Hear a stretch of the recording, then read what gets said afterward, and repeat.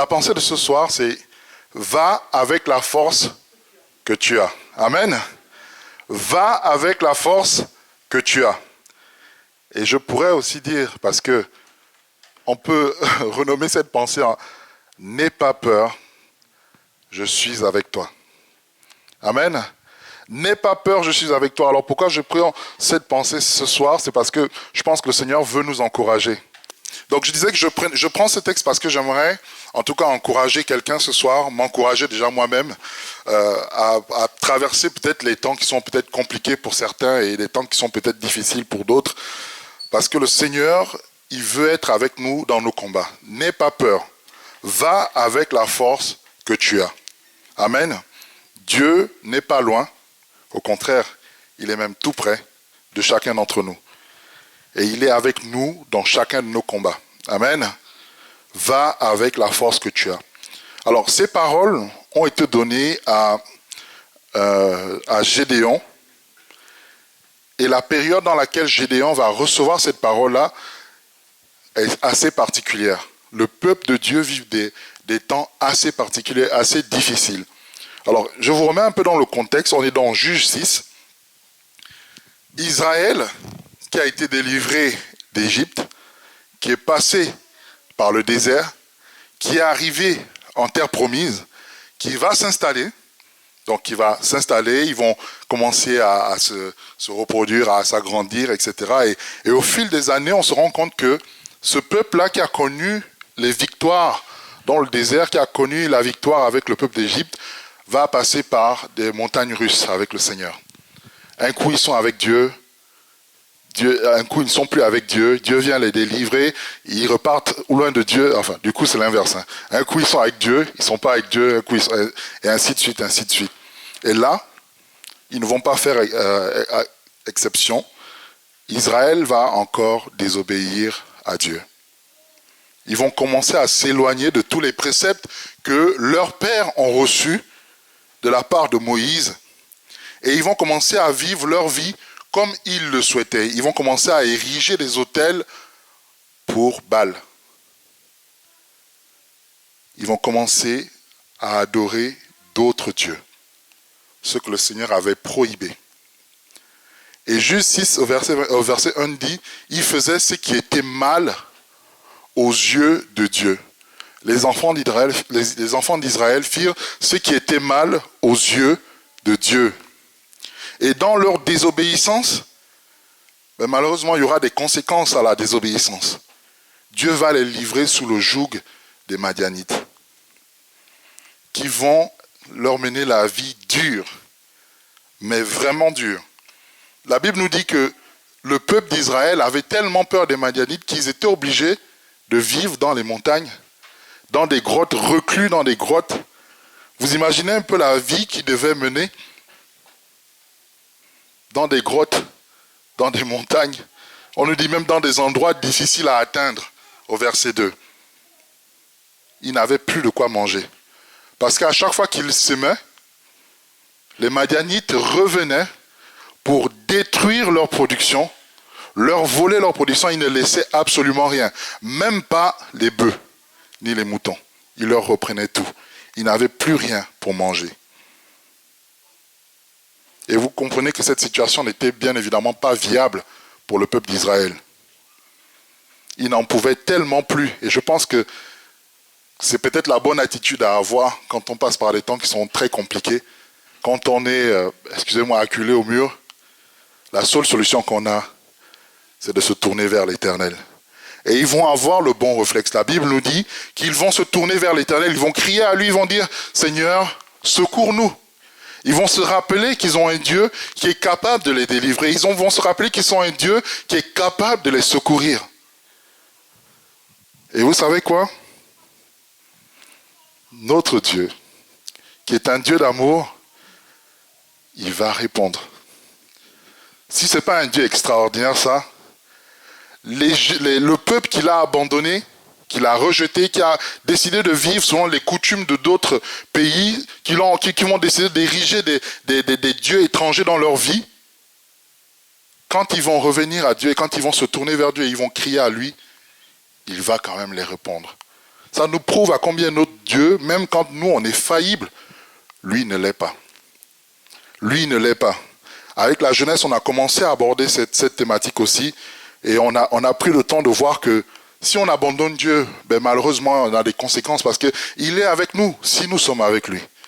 Mais il est aussi avec nous si nous revenons à lui.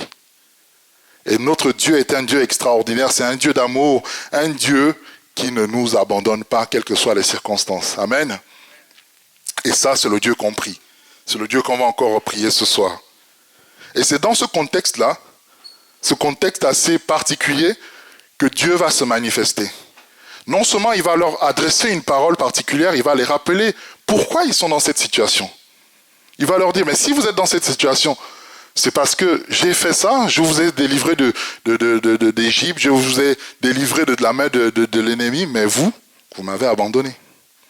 Vous avez décidé d'adorer d'autres dieux.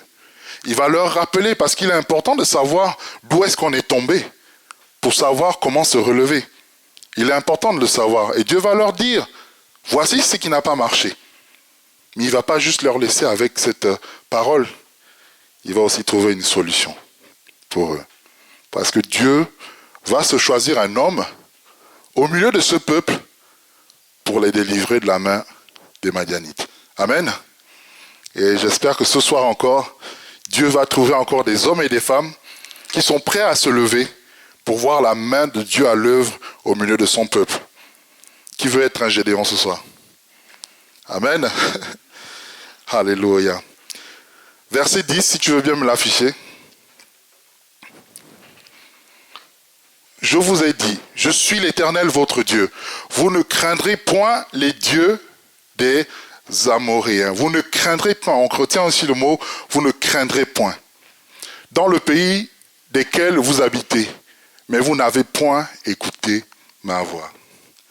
Puis vint l'ange de l'Éternel et il s'assit sous le térébinthe d'Ophra qui appartenait à Joas, de la famille d'Abiézer. Gédéon, son fils, battait du froment au pressoir pour le mettre à l'abri, on retient encore à l'abri de Madian. La suite, s'il te plaît.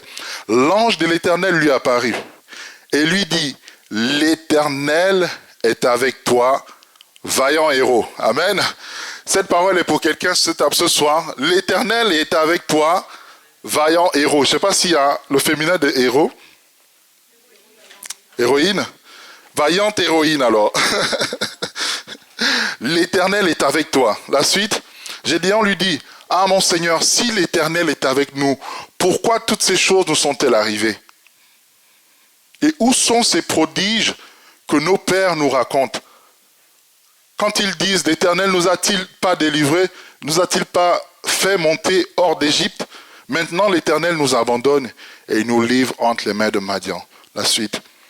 L'Éternel se tourna vers lui et dit, va avec la force que tu as et délivre Israël de la main de Madian. N'est-ce pas moi qui t'envoie? On peut s'arrêter là pour le moment. Quand on lit, en tout cas le chapitre 6 et le chapitre 7 de Juges, et qu'on s'intéresse un tout petit peu plus à la vie de Gédéon, on va se rendre compte que oui, il y a le mot vaillant héros, et on aime bien ces genres de termes en fait. On aime bien quand on nous dit que on a bien fait, etc., etc. Mais la réalité de la vie de Gédéon était tout autre, et même la vie du peuple, on l'a lu tout à l'heure, c'est qu'il vivait dans la peur.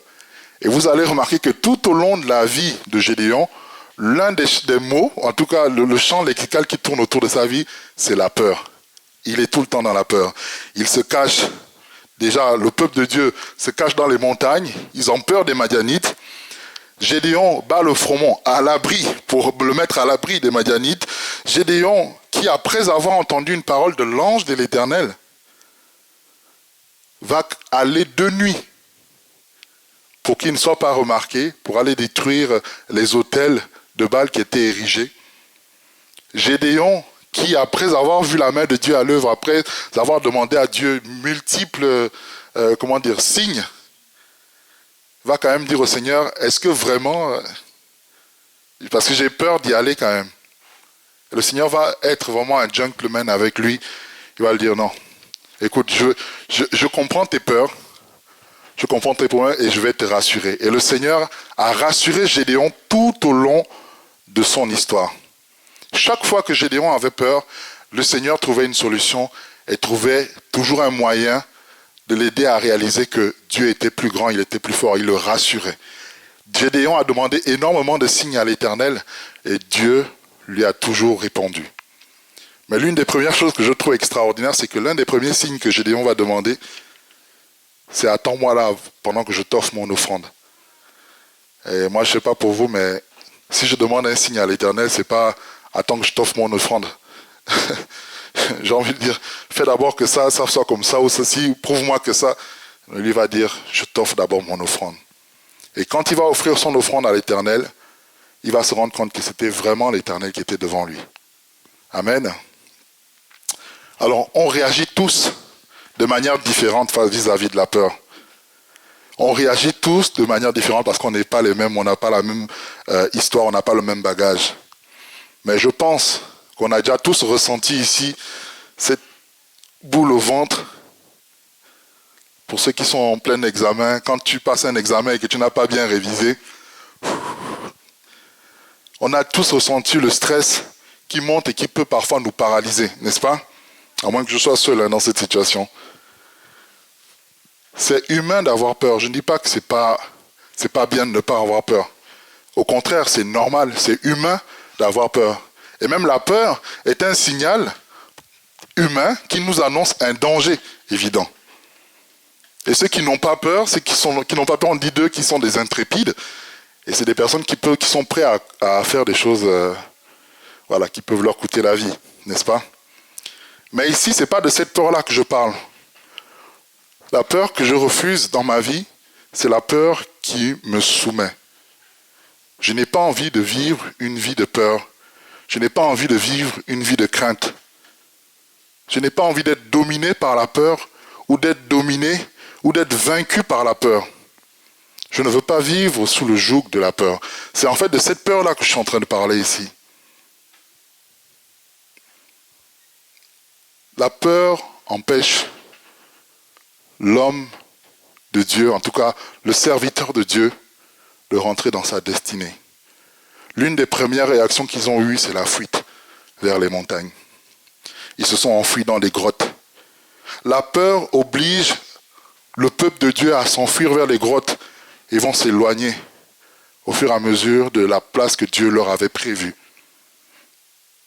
La peur nous fait croire que l'ennemi est beaucoup plus grand que nous.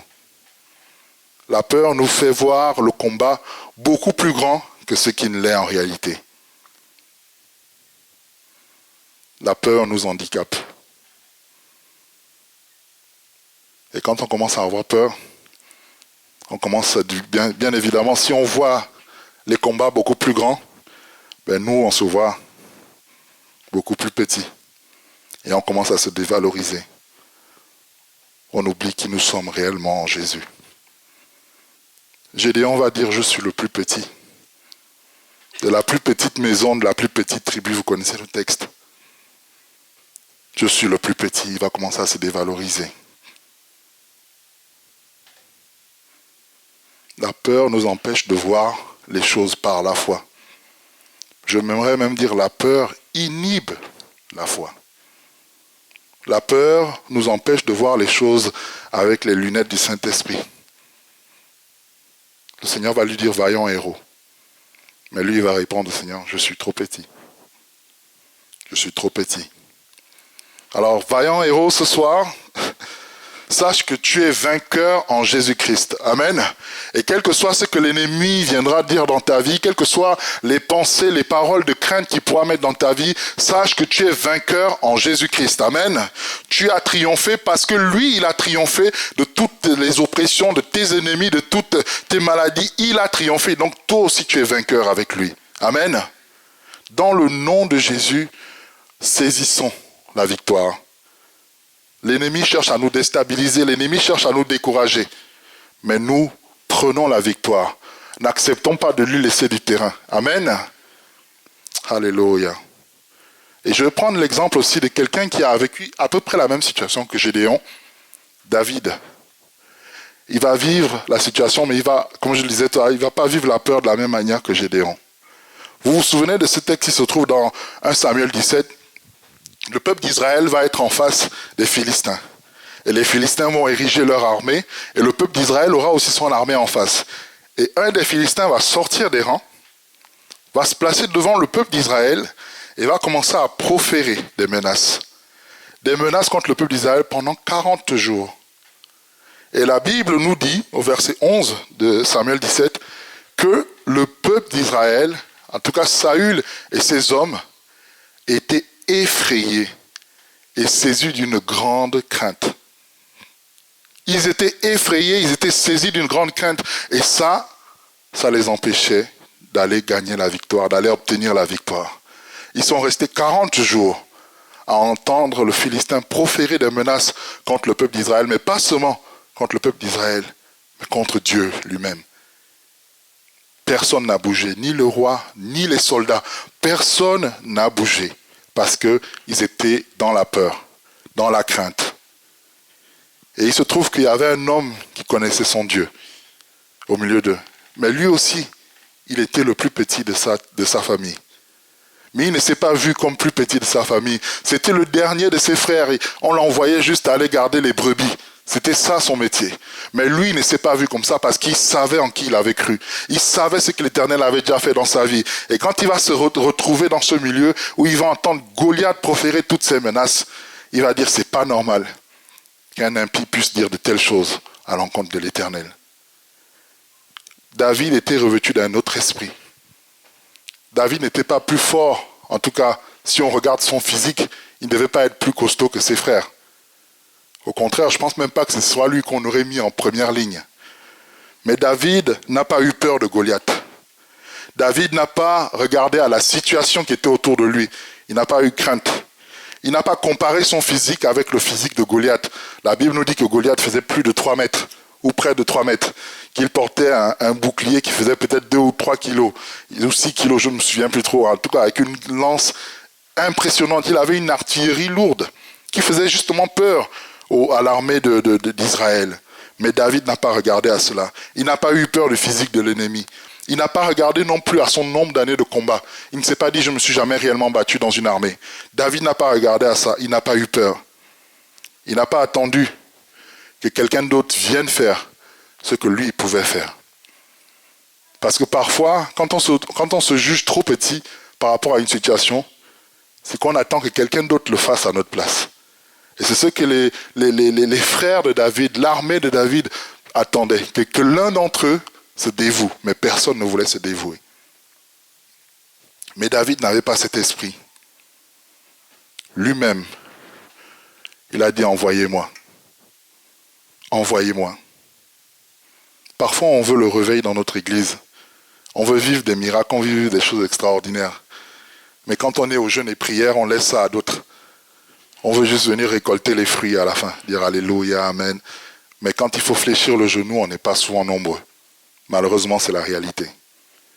Mais j'aimerais t'inviter ce soir à être, toi, non pas spectateur de l'œuvre de Dieu, mais être artisan. J'aimerais que ce soir, vous vous dites, la bénédiction doit passer aussi par moi. Et je suis prêt à payer le prix pour que les choses se passent dans notre église. Amen. Pour que la présence de Dieu descende dans notre assemblée, qu'on puisse voir la main de Dieu à l'œuvre. Alléluia. Contrairement à Gédéon, David savait qui était Dieu. Rappelez-vous, le texte qu'on a lu tout à l'heure, Gédéon dit, mais où sont les miracles? Mais David, lui, connaissait. Il avait expérimenté qui était Dieu.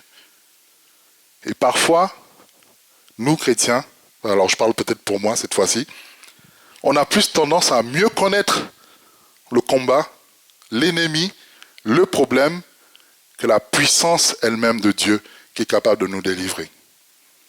On a plus connaissance, et du coup, comme on a connaissance de ces choses, on développe encore plus la peur, et ça, c'est comme un cercle vicieux. Mais David, il connaissait en qui il avait cru. Il savait que son Dieu était capable de le délivrer de la gueule de l'ours et du lion. Il savait donc que son Dieu aussi était capable de le délivrer de la main de Goliath. Il avait une pleine confiance en son Dieu. Alléluia. Et quand tu as pleinement confiance en ton Dieu, ta foi, elle est galvanisée. Amen. Va avec la force que tu as. Pour David, la force qu'il avait, c'était 5 pierres qu'il a ramassées sur le chemin, un bâton et un lance-pierre, une fronde. Aux yeux des hommes, ce n'était rien du tout. Aux yeux de Goliath, c'était même ridicule. Ridicule, le point où il en riait. Mais pour Dieu, ça suffisait. Parce que ce qui était important, ce n'est pas ce qu'il avait dans ses mains, mais ce qu'il avait ici, dans son cœur. Il savait que Dieu était capable de le terrasser. Je ne sais pas où est ton combat actuellement. Je ne sais pas où le Seigneur te demande d'aller. Quelle est la vision que le Seigneur a mise sur ton cœur et que tu trembles encore parce que tu te dis, Seigneur, est-ce que je suis capable? Est-ce que je peux le faire? Mais sache que si tu recommandes ton sort à l'Éternel, si tu fais totalement confiance en l'Éternel, il agira. Il agira. Pour Gédéon, Gédéon avait besoin de mettre sa foi en action. Il avait besoin de voir la main de Dieu à l'œuvre. Il devait faire confiance à l'Éternel. Croire qu'il était capable de faire ce que l'Éternel lui a dit. Parce que notre Dieu n'est pas un Dieu menteur. S'il t'appelle vaillant héros, c'est que tu es vaillant héros. S'il te dit que tu es saint, c'est que tu es saint. Ne regarde pas ta situation de maintenant. Lui, il te voit comme tu dois être réellement. Lui, il te voit comme ce que tu es capable de devenir. Lui, il te voit comme au travers du sang de son Fils. Il sait qui tu es. Et s'il te dit que tu en es capable, c'est que tu en es capable. N'aie pas peur, ne crains pas. Va avec la force que tu as, mon frère, ma soeur. Et le peu que tu as, donne-le à Dieu. C'est lui qui va le multiplier. C'est lui qui va l'amplifier. On a chanté que c'est le Dieu de miracles. C'est le Dieu de miracles, c'est le Dieu de l'extraordinaire. Va avec tes 2 pains et tes 5 poissons. Ou l'inverse, je ne sais plus trop. Mais en tout cas, Dieu va le multiplier. Amen. Va avec ton peu d'huile et ton peu de farine. Et Dieu va en faire quelque chose d'extraordinaire. Va avec ce que tu as. Et sache que Dieu va le multiplier. Parce que ce n'est pas toi qui agis. Ce n'est pas toi qui combats. C'est lui qui combat pour toi. C'est quand je suis faible que je suis réellement fort. Amen. Parce que je suis faible, je ne compte plus sur mes propres capacités. Je ne compte plus sur mes propres forces. Je ne compte plus sur mon ossature. Mais je compte sur l'Éternel. Je me repose totalement en l'Éternel parce que je n'ai plus aucun secours. Amen. Oui, quand je suis faible, je suis fort. Alléluia. Quand je suis faible, je laisse toute la place à la foi. Parce que je n'ai plus aucun endroit où m'agripper. Parce que je sais que celui qui peut me délivrer, celui qui peut agir, il combat déjà pour moi. Amen. Je ne suis plus esclave de la peur. En tout cas, je ne veux plus être esclave de la peur. Et le Seigneur, quand il nous délivre pour la vraie liberté. Il ne veut que tu sois sous aucun joug. Il veut que tu ne sois sous aucun joug. Alors va avec la force que tu as. Va avec la force que tu as. Et tu découvriras qu'en chemin, Dieu t'avait déjà qualifié. Dans cette histoire, Gédéon va réussir à haranguer, à rassembler plus de 20 000 personnes. Et il a pu leader ce peuple. Vous pensez que les capacités sont arrivées de manière soudaine? Le Seigneur savait ce qu'il avait mis en Gédéon.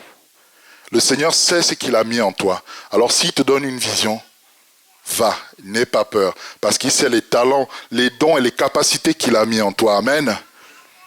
Sur le chemin, quand tu te mettras en action, tu vas découvrir les capacités que le Seigneur a mis pour toi.